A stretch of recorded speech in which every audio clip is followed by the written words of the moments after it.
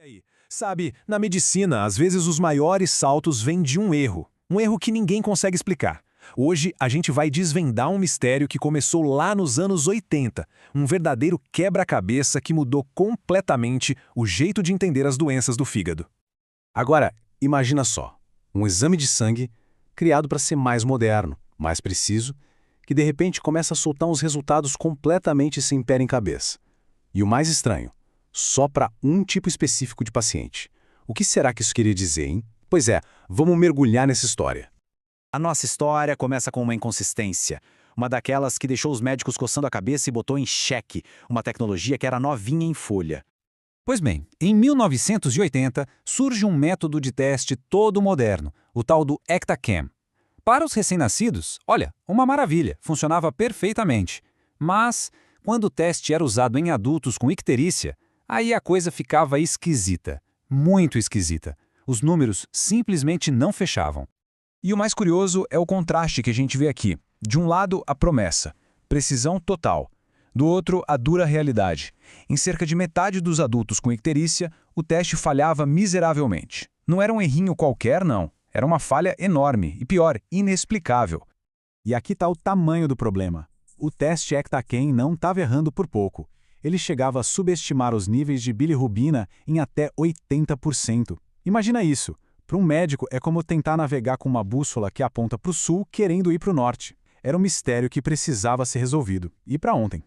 A resposta para esse enigma todo não veio do teste defeituoso, não. Veio de uma tecnologia muito mais poderosa que, por sorte, estava sendo desenvolvida bem naquela mesma época. Então, enquanto o tal do ECTA-CAM estava causando a maior confusão, lá em Yale, os pesquisadores já tinham notado uma coisa peculiar. Existia uma forma de bilirrubina que demorava uma eternidade para sair do corpo. A peça final desse quebra-cabeça viria com uma técnica chamada cromatografia líquida de alta performance, ou, para facilitar, HPLC. O HPLC era incrível. Ele conseguia separar os componentes do sangue com uma precisão nunca antes vista. E foi fazendo isso que ele mostrou que o método ECTA-CAM não conseguia enxergar. Tinha um quarto tipo de bilirrubina ali, uma fração desconhecida que estava o tempo todo escondida bem debaixo do nariz de todo mundo. Tá, mas o que era exatamente essa fração misteriosa? Bom, os cientistas deram um nome para ela, bilirrubina delta. Vamos entender direitinho como ela se comporta. O pulo do gato é o seguinte. A bilirrubina delta está quimicamente grudada, soldada mesmo, numa proteína bem grande do sangue, a albumina. E essa ligação é super forte, irreversível. É isso que faz dela tão diferente das outras. Por causa dessa ligação, a bilirrubina delta vira uma molécula gigante, tão grande que ela não consegue passar pelos filtros dos rins, sabe?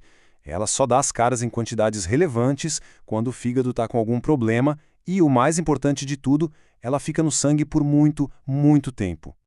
Para ficar mais fácil de entender, vamos usar uma analogia bem simples. Pensa na bilirrubina como uma carga que o corpo precisa despachar, mandar embora.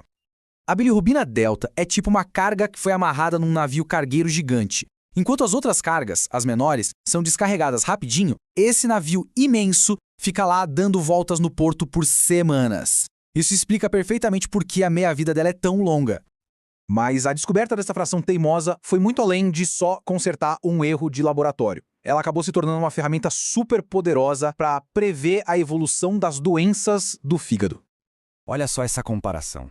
A bilirrubina conjugada, aquela que os médicos sempre medem, tem uma meia-vida bem curta, coisa de horas. Ela mostra o que está acontecendo com o fígado agora.